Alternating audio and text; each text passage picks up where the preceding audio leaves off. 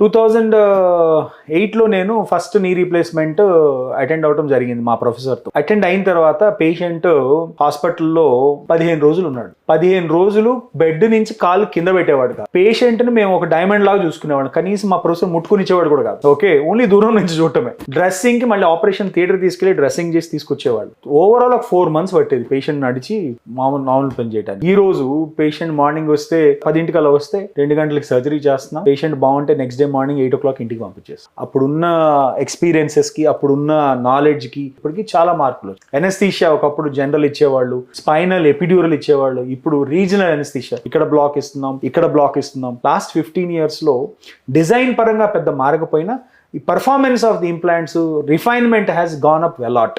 మీరు తీసుకునే అదే మందులు, అదే నాణ్యమైన మందులు మెడ్ ప్లస్ బ్రాండ్స్ పై సగం ధరకే.